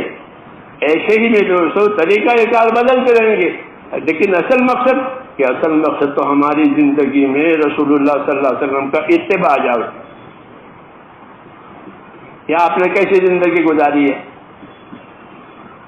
آپ نے کیسی زندگی گزاری ہے؟ دعوت میں، عبادت میں، لین دین میں، رہن سہن میں، سب میں۔ اس کا نام ہے علم و ذکر۔ یہ کمی علم و ذکر کے بغیر پوری نہیں ہوگی۔ جب ہمارے پاس علم نہیں ہوگا تو کیسے کریں گے؟ اس لیے اس کام کے ذریعے سے علم و ذکر کو حرکت دی گئی ہے۔ کیا دی گئی ہے؟ کہ اب کتابوں سے تو پڑھو گے نہیں، وہ دور تو چلا گیا، تو اب کی صحبت سے سیکھو، اسے ایک دوسرے کی صحبت سے علم لو، ایک دوسرے کی صحبت سے سیکھو، ایک دوسرے سے پوچھو، عالموں سے پوچھو، جیسے وکیلوں سے پوچھتے ہیں، ڈاکٹروں سے پوچھتے ہیں، بلڈروں سے پوچھتے ہیں، پوچھتے لوگ پوچھتے نہیں پوچھتے، مکان بنانا ہے تو کس کے پاس جائیں گے؟ بلڈر کے پاس جائیں گے، کوئی سرکاری بات کام ہے وکیل کے پاس جائیں گے۔ ہاں، تو ایسے جو باتیں معلوم نہ ہو تو وہ کس سے پوچھو؟ کہ علماء سے پوچھو۔ اللہ نے علماء پیدا کیے ہیں، علماء نبیوں کے وارث ہیں، علماء یہ نبیوں کے وارث ہیں، وہ وہی رہبری کریں گے جو نبی کرتے تھے، اسے ان سے پوچھی جائے گی بات۔ یہ علم و ذکر کا تقاضا ہے جو ہمارے ہاں تیسرا نمبر ہے۔ جی ہاں، اس تیسرے نمبر کو داد دینی ہے، تیسرے نمبر کو کوئی داد نہیں مل رہی ہے۔ ہاں، اس لیے کہ نبوت کا سب سے بڑا کارنامہ یہ ہے کہ نبوت نے جہالت کو ختم کی ہے۔ نبوت کا بڑا کارنامہ کیا؟ جہالت ختم ہو گئی۔ جاہلیت کا زمانہ تھا، پھر اسلام کا زمانہ ہو گیا، تو نبوت کا سب سے بڑا کارنامہ یہ ہے کہ جہالت ختم ہو جائے۔ ہاں، یہ سب سے بڑا کام ہے دعوت کا، کہ دعوت کے ذریعے سے جہالت ختم۔ جس بات کو نہیں جانتے ہیں پوچھ لیں گے تاکہ جہالت میں نہ ہو جائے۔ ہاں، علم و ذکر کا یہ تقاضا ہے کہ اپنی زندگی کو علم و ذکر پر لاؤ۔ پٹری یہ پٹری ہے جس پر ریل چلتی ہے، اس طرح زندگی علم و ذکر پر چلے گی، یعنی ہر کام کا حکم اور اس کا طریقہ، ہر کام کا حکم اور اس کا طریقہ، طریقے کو ذکر کہتے ہیں۔ طریقے سے بولا اس کا طریقہ وہ وضو کرے. جیسے وضو کرنے کا حکم ہے تو اس کے 4 فرائض مثال کے طور پر ہے. جی ہاں، ایک حکم ہے پھر اس کا طریقہ. تو ہم کو بھی نبی صلی اللہ علیہ وسلم نے حکم بھی پہنچائے اور اپنے طریقے سکھائے. حکم بھی پہنچائے اور جو اس کے طریقے تھے وہ سکھائے. آپ نے یہ طریقہ مجھ سے سیکھو. حکم تو اوپر سے آئے گا، اللہ کی طرف سے آئے گا. وضو کرو، نماز پڑھو، زکات دو. کتنی زکات دینی ہے، کس کو دینی ہے، یہ طریقہ کہاں سے ملے گا؟ یہ حضور صلی اللہ علیہ وسلم سے. یہ کلمے کا مطلب ہے کہ زندگی حکم والی، زندگی نبی کے طریقے والی، یہ علم و ذکر کا تقاضا ہے. اس میں بہت کمی ہے، اس میں بہت کمی ہے. ہاں، کہ زندگی کے ہر کام کو علم و ذکر پر لانا،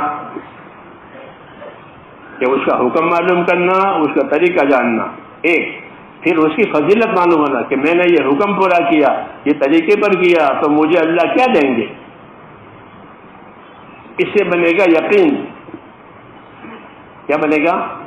یقین بنے گا کہ اسلام نے 2 ہی چیزیں بڑی ہیں، ایک یقین، ایک تقوی. 2 چیزیں بڑی ہیں، ایک یقین اور ایک تقوی. یقین جو ہوگا وہ اطاعت پر لے جائے گا اور تقوی ہوگا وہ گناہ سے بچائے گا. ہاں، یہ 2 چیزیں ہیں. ہاں، وَلَوْ أَنَّ أَهْلَ الْقُرَىٰ آمَنُوا وَاتَّقَوْا لَفَتَحْنَا عَلَيْهِمْ بَرَكَاتٍ مِّنَ السَّمَاءِ وَالْأَرْضِ. کہ شہروں میں رہنے والے لوگ اپنی زندگی ایمان تقوی پر لے آئیں تو اللہ فرماتے ہیں ہم ان کو آسمان سے بھی برکتیں دیں گے، زمین سے بھی برکتیں دیں گے. تو زندگیوں کو ایمان یقین پر لانا کہ اللہ کے وعدوں کا یقین، دین کے حق ہونے کا یقین، اس کی نافرمانی میں ناکامی کا یقین، یہ سب یقین ہے. زندگی اس یقین پر آوے اور پھر اس یقین کو پورا کرنے کے لیے جو طریقہ دیا گیا ہے اس کا اتباع ہو جاوے. کیا ہو جاوے؟ اس کا اتباع. یہ علم و ذکر کی غایت ہے. علم و ذکر سے یہ مطلب ہے کہ جو حکم تمہیں دیا گیا ہے اس کی فضیلت بھی جانو، اس کا طریقہ بھی جانو اور اس کو اپنے آپ کو اس کا پابند کرو. تو ہماری زندگیوں میرے دوستو دو ذمہ داریاں ہیں. ایک اللہ تعالیٰ کے دین کی نصرت کی جو ہو رہی ہے، کہ دین کی نصرت کر رہے ہیں، مدد کر رہے ہیں. جی ہاں، وقت دے رہے ہیں، مال دے رہے ہیں، تقاضے پورے ہو رہے ہیں. یہ نصرت کہلاتی ہے. یہ کیا کہلاتی ہے؟ یہ نصرت ہے. یہ بھی مطلوب ہے اور یہ ضروری ہے. دوسری چیز کہ دوسری چیز اپنی اپنی ذاتی زندگی میں استقامت آئے. ایک تو یہ ان سے اجتماعی ہے کہ بھائی جماعت بنے گی، مشورے سے بنا جگہ جائے گی، تو یہ تو اجتماعیت ہوئی. تو اجتماعیت ہے تو نصرت وجود میں آئے گی. پھر نصرت کے بعد کیا ذمہ داری ہے؟ کہ نصرت کے بعد یہ ذمہ داری ہے کہ ہمارا ہر ساتھی اپنی انفرادی زندگی میں استقامت کے ساتھ رہے، کہ فرائض ادا ہو جاویں، سنتوں کا اتباع ہو جاوے، اپنی زندگی کو آخرت اور تقوی والی بنا کر چلے. حدیث شریف کی دعائیں ہیں، اللہم اکرمنی بالتقوی وجملنی بالعافیہ. اللہم اکرمنی بالتقوی، کہ یا اللہ مجھے میرا اکرام کر، مجھے تقوی دے کر. وجملنی بالعافیہ، اور میری زندگی میں خوبی پیدا کر، عافیت و آرام دے کر، کہ مجھے عافیت ہو، کوئی بلا نہ آوے.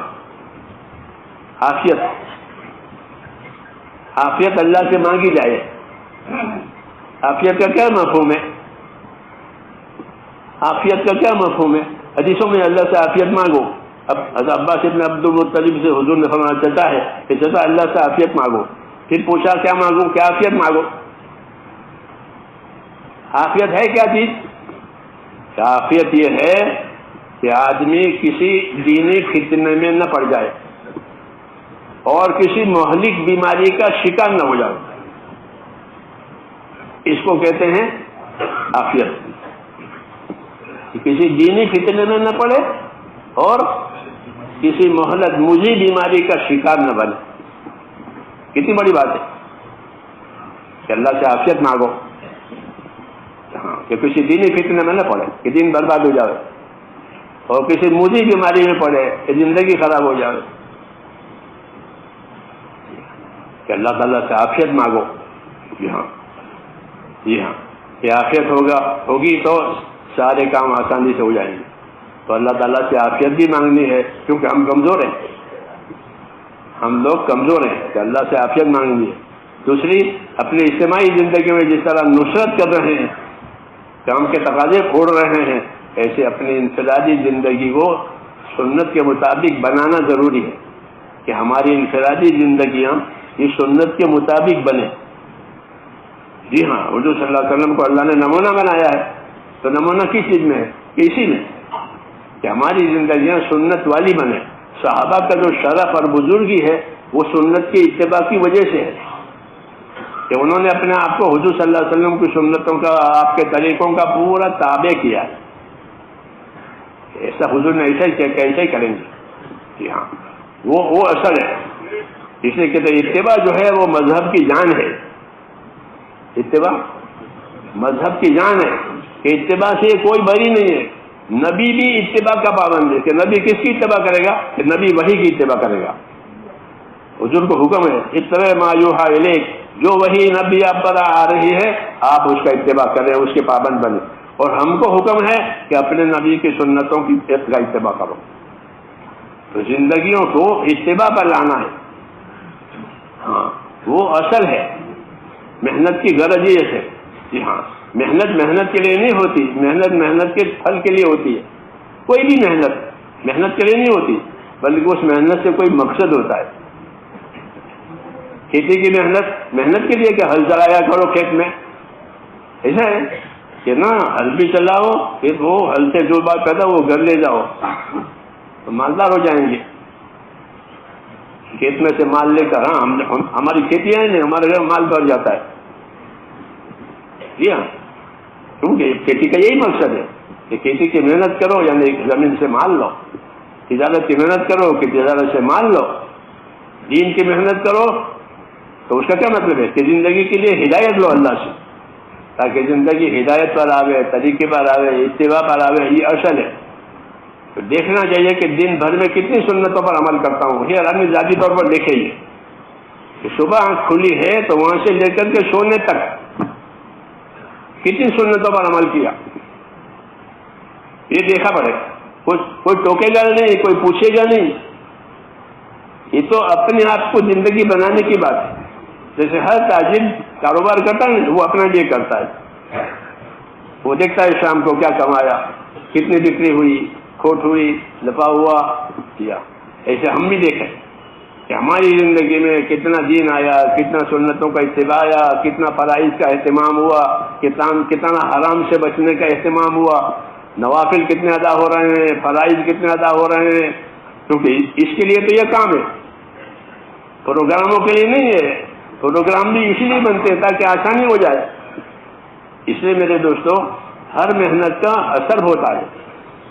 اس محنت کا ہم پر اثر ہونا چاہیے. ایک تو آخرت کی فکر آئے, کیا آئے کہ اس محنت کرنے والوں میں اپنی آخرت بنانے کی فکر ہو. کیونکہ صحابہ یہی کہتے تھے کہ انما ہممنا الاخرہ, ہماری فکریں آخرت کی ہے. تو ایک تو ہماری فکروں میں آخرت آئے کہ مجھے اپنی آخرت بنانی ہے, میری آخرت نہ اجڑے. دوسرا کہ آخرت بنانے کے حضور صلی اللہ علیہ وسلم کے طریقوں کو زندگی میں لانا ہے. اس کے بغیر آخرت نہیں بنے گی, اس کے بغیر آخرت نہیں بنے گی. ومن یبتغی غیر الاسلام دینا فلن یقبل منہ, تو اسلام کے سوا کوئی اور طریقہ لے کر آئے گا, اللہ کہتے ہیں ہم اس کو کبھی نہیں قبول کریں گے. اس لیے اپنے طریقوں کو صحیح کرنا ہے, یہ کام کی مقصد ہے. اور اپنی زندگی میں اس طریقوں کو صحیح کرتے ہوئے پھر دوسروں کی ہمدردی میں دعوت دینی ہے. کیا دینی ہے؟ ہمدردی میں دعوت دینی کہ ان کا بھی بھلا ہو جاوے, ان کا بھی بھلا ہو جاوے, ان کا بھی بھلا ہو جاوے. وہ ہماری مخالفت کریں لیکن ہم ان کی مخالفت نہ کریں, ہم ان کی ہمدردی کریں. یہ نبیوں کی سنت ہے کہ وہ مخالفت کریں گے اور یہ ہمدردی کریں گے. جی ہاں, تو یہ ہمارا طریقہ ہے. اسی سے اخلاق بنتے ہیں, اعمال بنتے ہیں, قربانیاں وجود میں آتی ہے, پھر دعائیں قبول ہوتی ہے. کیا ہوتی ہے؟ پھر دعاؤں میں قبولیت آتی ہے.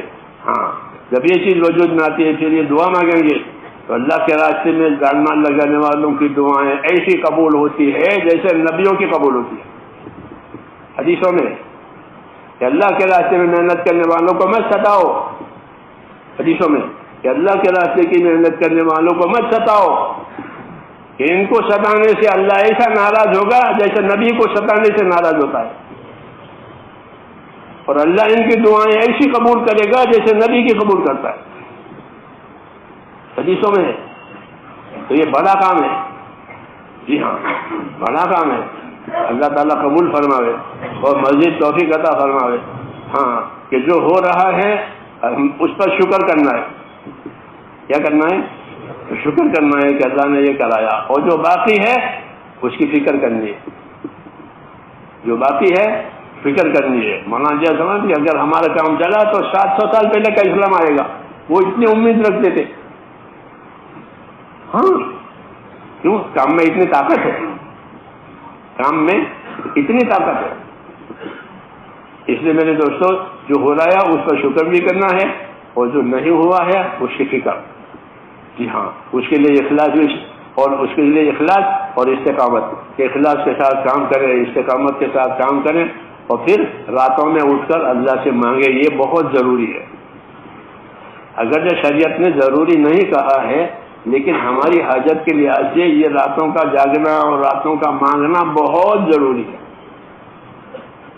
جی ہاں جن حالات سے ہم گزر رہے ہیں اس میں تو بہت ضروری ہے۔ راتوں کی دعائیں وہی ہمارا ہتھیار ہے، وہی ہماری حفاظت ہے، جی ہاں کہ اپنی دعاؤں سے حالات کو ٹھیک کراؤ۔ ایک تو اپنی محنت سے حالات ٹھیک کرانا وہ بھی ٹھیک ہے، پھر محنت کے ساتھ دعا، اس سے اللہ حالات ٹھیک کر دے گی، اور کوئی راستہ نہیں ہے۔ دیندار بننا اور اللہ سے مانگنا، دیندار بننا اور اللہ سے مانگنا، یہ راستہ ہے، سمجھ میں نہیں بات؟ تو اپنے آپ کو دیندار بھی بنانا ہے، اور اللہ سے اپنی حاجتیں مانگنے، حالات کی درستگی مانگنے کہ اللہ امت کے حالات ٹھیک کر دے۔